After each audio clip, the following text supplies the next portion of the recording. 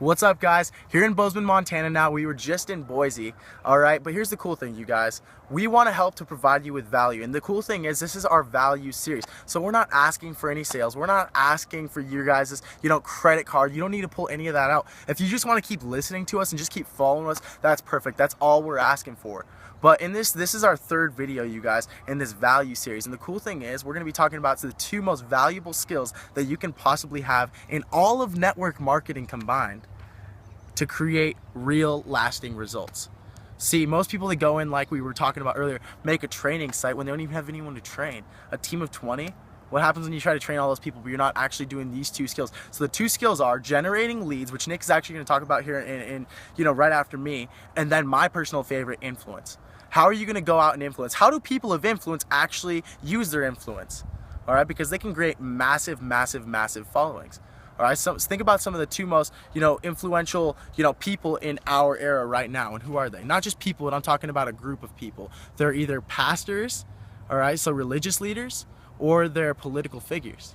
All right, I'm not saying these are all great people by any means. I'm not saying, listen to everything they do and say. My point is they can get massive. Some of the people that I've seen, they say that they're Jesus Christ returns sometimes. And you're like, you're kidding me, right? Like you got to be one of the dumbest people I've ever seen in my life. But here's my point, you guys. People still follow. I have no clue why, but they're actually influential. They still are people of influence. So we're going to be talking about a little bit of these principles and influence. But before we do that, I want to give you guys, examples of people in network marketing that don't use influence in the right way. They don't use the right language. And some of these things are, they say, hey, come check out my business opportunity, my Amway. I'm not saying anything negative about Amway. I'm just saying, as an example, all right, come check out my Amway business opportunity presentation. That right there alone has a negative connotation with it. Or if people start using terms like binary, automatically you're just turning people away. You're not using language in an effective way or phrases in an effective way that actually wants people to go look into the opportunity. So instead, be a little bit mysterious. Leaders, political figures, all that, they're a little bit mysterious. They start to tell stories. One of the greatest leaders I've ever known, it was Jesus Christ. Now, I'm not saying you need to believe in everything that he ever did or said or whatever. Point being, you still see him here today. He was a person of such influence that you see crosses all over the world, millions and millions of followers. The guy's been dead for 2,000 plus years, yet he's still around. Now, how did he do that? He used influence. And the way you create influence is by telling a what? Compelling story. So if you haven't learned how to tell stories, refer back to our first video that we sent you in the series. If you're watching this video right now, all right, the very first video that we sent you in that email, check that out. Learn how to tell a story. Another mentor of mine, Jim Rohn, he learned how to tell stories. And the way they tell these stories, like back to Jesus Christ, if people ask him a question of what is the meaning of heaven? How do you get to heaven? He wouldn't answer it directly. You know what he'd say? Let me tell you a story. He was used very ambiguous language. He would never specifically answer it straightforward, straight on. But you know what? By the time people were done listening to his story, they were thinking. They'd leave thinking. And you know what? That created their own terms, their own thoughts. They're like, well, it almost implanted ideas into people's heads, which is crazy to think of, you guys, but they would tell stories. So watch that first video, you guys, if you haven't already. Learn how to tell a compelling story, because once you learn how to tell a compelling story, you can paint pictures in people's heads. They understand, it creates a vision. And when people get the bigger vision, all right, automatically you're going to create influence within a group of people. And as soon as you guys can do that, you slowly start to become a person of influence, all right? Now, if you're generating leads daily, every single day, 2 to 10 to 50 leads a day, all right, then here's the thing. What's the next step? Having that influence. Because if you're already influencing that person, they're going to sign up on the spot. They'll be calling you, begging you, please let me sign up, because they're already influenced by you. So now you don't have to worry about anything else other than the training. Once you get to that point, once you master these two skills, and don't worry about training, don't worry about any of that stuff until you've mastered the two skills of generating leads and influence. But with that, I'm going to toss it off to Nick so he can explain to you guys a little bit further how to generate leads. All right, so you guys, Paul just went over influence, and influence is one of the most, appreciated skills that you can have. And people, they put a negative connotation against the word influence, getting people to make a decision to buy something. And if you can't do that, then, no one's going to join your business. But on top of that, just like Paul says, if you can't generate leads, then you're going to have no one to influence to, do something that's going to positively impact their life. So what I want to do, you guys, is break it down how to generate leads. But instead of going in, step by step how to do it, I want to relate it in terms of the type of people in network marketing and what they do to generate leads. And there's basically like 3 types of people. There's the hunters, there's the scavengers, and there's the trappers. Now think of it this way, you guys, in the terms of the wild, the animal kingdom, the hunters, what do you think of? I think of lions, right? They're the top of the food chain. They're basically the alphas. They're the ones that, go out there and they get things done. Now think of that in terms of your company.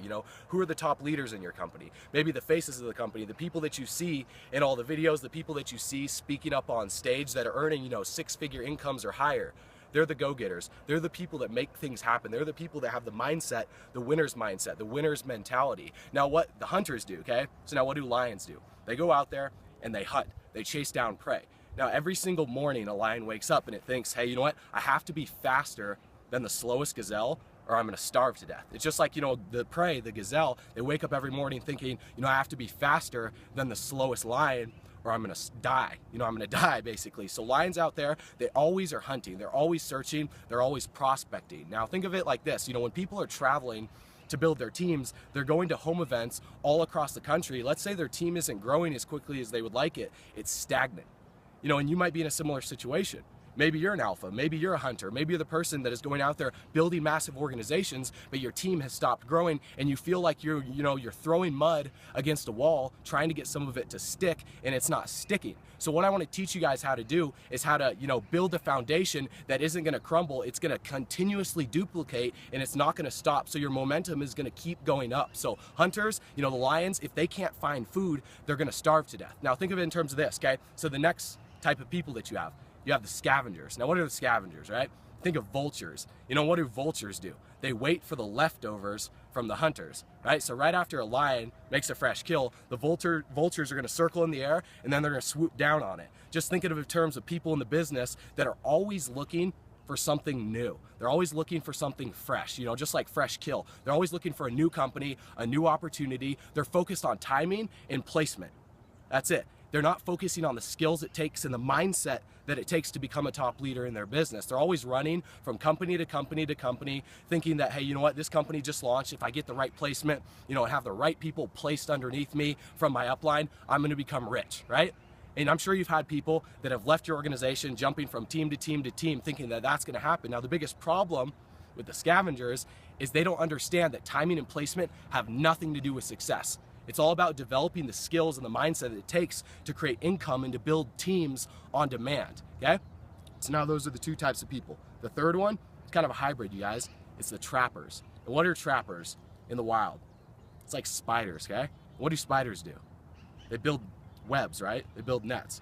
And you see a web, a spider's web, they built it once and it stays there for a long period of time. And what does it do? It traps, insects that they can eat.